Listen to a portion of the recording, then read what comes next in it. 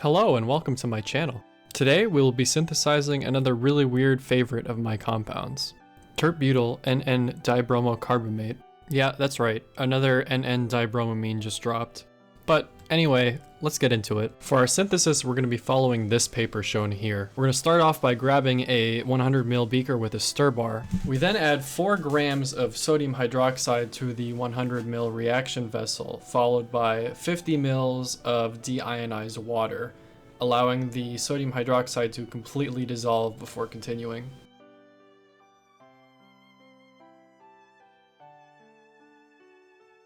So once the sodium hydroxide is fully dissolved, we then add 5.860 grams of this stuff called tert-Butyl carbamate, and we allow the reaction to mix until it reaches fine suspension.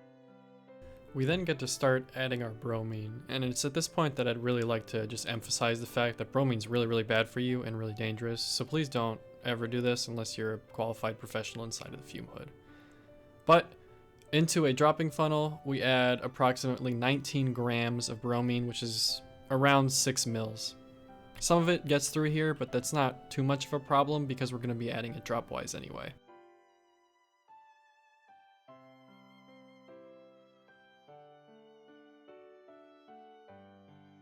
So what I'm going to try to do here is adjust the dripping rate to a point where it just adds a little bit of bromine at a time. You want to make sure you don't go too fast, because adding it too fast, the bromine will actually destroy your product. And then adding it too slow, the bromine won't react fast enough, causing the monobromamine to just die in solution before it can precipitate. So it's all about finding that really nice sweet spot where the bromine will drip-drop just a little bit at a time. And here you can see it actually does change color to a nice light brown. And this light brown is exactly what you're looking for. So normally I'd skip this part, however I find it very interesting that as you keep adding bromine to the reaction, eventually everything gets dissolved. And that little tiny red bitty that you see floating around there is actually a little bit of product that has precipitated from the start. And as you keep adding bromine at this point, more and more product will begin to precipitate from the reaction mixture. And then just as fast as it dissolved, it starts precipitating the product again. And I'm going to let this go for a little bit so you can see just how much actually falls out of the solution.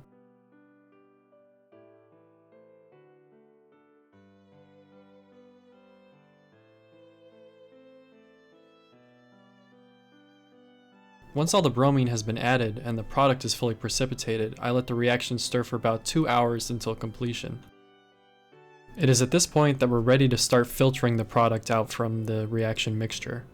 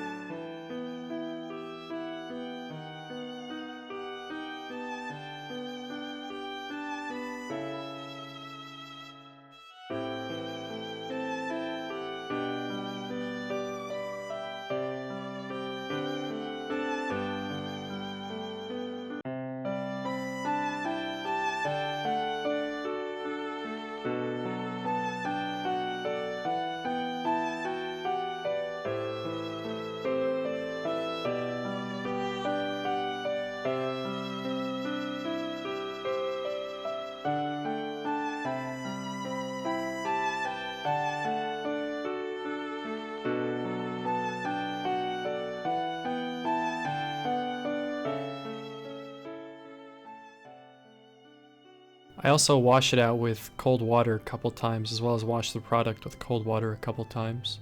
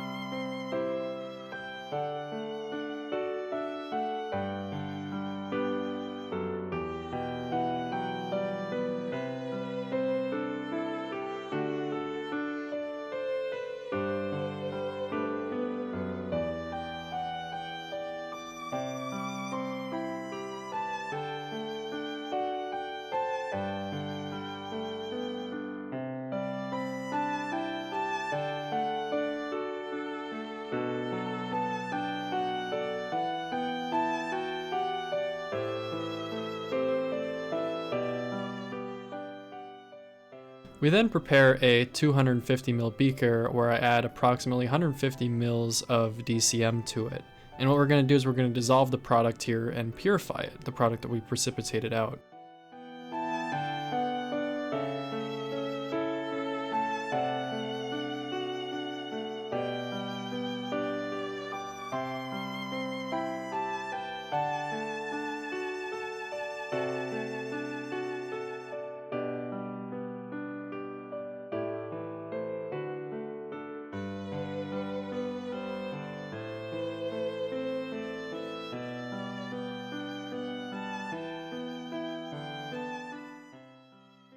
You can see here that when you dissolve the powder into the DCM, it's kind of murky, and that's essentially due to the water and the reaction mixture.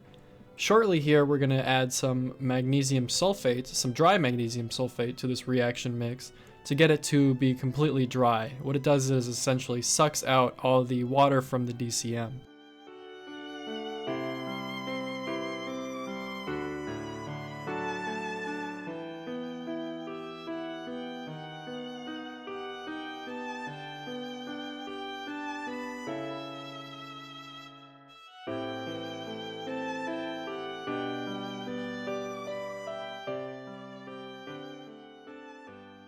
We're then going to go ahead and filter it again to get rid of all the magnesium sulfate that has absorbed the water.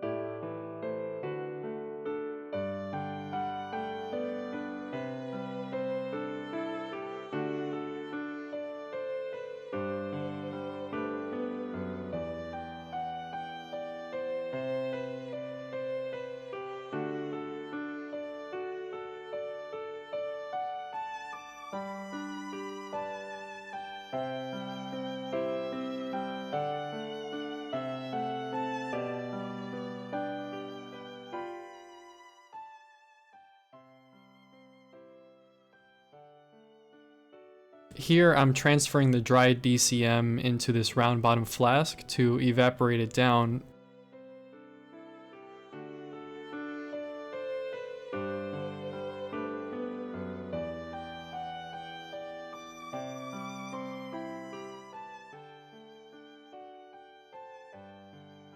After completely rotovapping to dryness, we're left with approximately 10.871 grams of this nice orange crystalline powder, which represents a 79.4% yield. And just like last time, I'm going to finish it up with some nice close-up shots of the crystals. So if you like what I'm doing, please subscribe, and thank you very much for watching.